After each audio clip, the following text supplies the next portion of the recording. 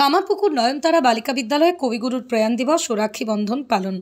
আজ কামারপুকুর নয়নতারা বালিকা বিদ্যালয়ে বিশ্বকবি রবীন্দ্রনাথ ঠাকুরের প্রয়াণ দিবস শ্রদ্ধা ও মর্যাদার সাথে পালন করা হয়।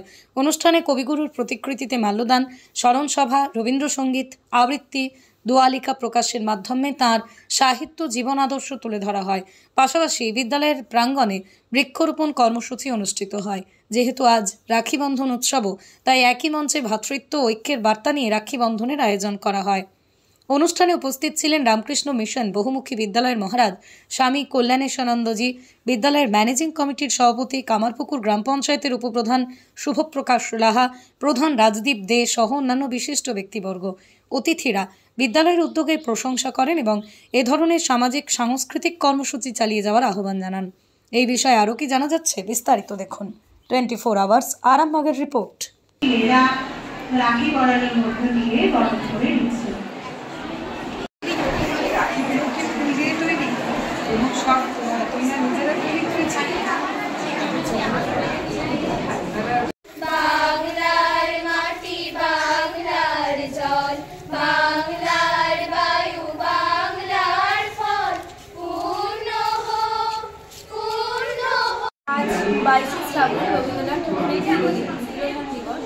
তিনি এর সাথে সাথে বঙ্গভঙ্গ যখন ঘটেছিল তখন রাখি বন্ধনও চালু করেছিলেন। তার আজকে রাখি বন্ধনও যেহেতু করেছে আমাদের বিদ্যালয়ে এই সমৃদ্ধি উৎসবকে, তাছাড়া আমাদের বিদ্যালয়ে ঠাকুরের তিরোধান দিবস, সেই শক্তির সাথে ওনার একটা মানব বন্ধন বলতে গেলে রাখি বন্ধন, সেটাকেও আমাদের বিদ্যালয়ে পালন করার চেষ্টা করেছি আমরা সকল ছাত্রীরা।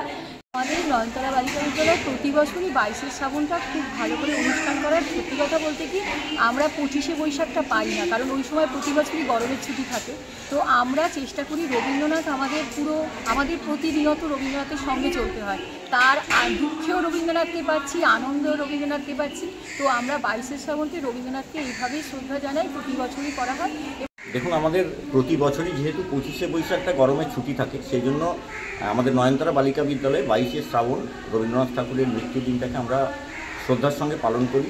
সঙ্গে ঠিক রবীন্দ্রনাথকে শ্রদ্ধা জানানোর জন্য আমাদের স্কুলের মেয়েরা পালকিতে করে চারা গাছ নিয়ে গান গাইতে গাইতে, ঠিক যেমন শান্তিনিকেতনে আমরা দেখি সেরকমভাবে একটি বৃক্ষ রোপণ করা হয়। এবং তার সাথে আমাদের দেওয়াল পত্রিকা উদ্বোধন আজকে হয়ে গেল, সম্পূর্ণটাই রবীন্দ্রনাথের উপরে। এবং আজকে যেহেতু রাখি বন্ধন, সেই কারণে রবীন্দ্রনাথের মৃত্যুদিন পালন এবং রাখি বন্ধন উৎসব, সঙ্গে দেওয়াল পত্রিকা উদ্বোধন, বৃক্ষরোপণ। দেখুন, 22শে শ্রাবণ তো আমাদের কাছে একদিকে দুঃখের, একদিকে আবেগের, আবার একদিকে শপথ নেওয়ার দিন। তার কারণ এই 22শে শ্রাবণ রবীন্দ্রনাথ ঠাকুরের তিরোধান দিবস, এবং আজকের এই ধরনের অনুষ্ঠানগুলো কামারপুকুর নয়নতারা বালিকা বিদ্যালয় সহ বিভিন্ন বিদ্যালয় আজকে উদযাপন করছে। আমি আন্তরিকভাবে ধন্যবাদ জানাবো এই বিদ্যালয় কর্তৃপক্ষকে এবং এখানকার ম্যানেজিং কমিটির যিনি সভাপতি রয়েছেন শুভ্রপ্রকাশ লাহাকে এই ধরনের অনুষ্ঠান করার জন্য। তার কারণ আজকে যেভাবে বাঙালি অস্মিতা, বাঙালি আবেগ, বাঙালির যে বাঙালি আনা, এটা লুণ্ঠিত হতে চলেছে।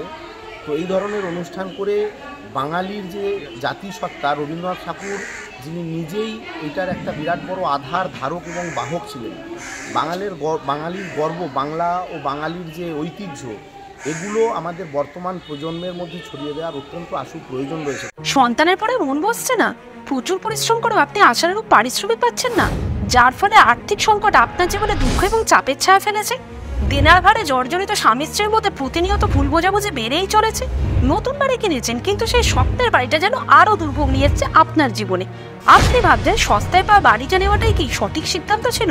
এমনই সব দ্বিধাদ্বন্দ্ব এবং জীবনের কঠিন মুহূর্তে আপনাকে সঠিক পথে পরিচালিত করবেন আন্তর্জাতিক খ্যাতিসম্পন্ন স্বর্ণপদক ও স্বর্ণ মুকুটপ্রাপ্ত ডক্টর অজয় শাস্ত্রী।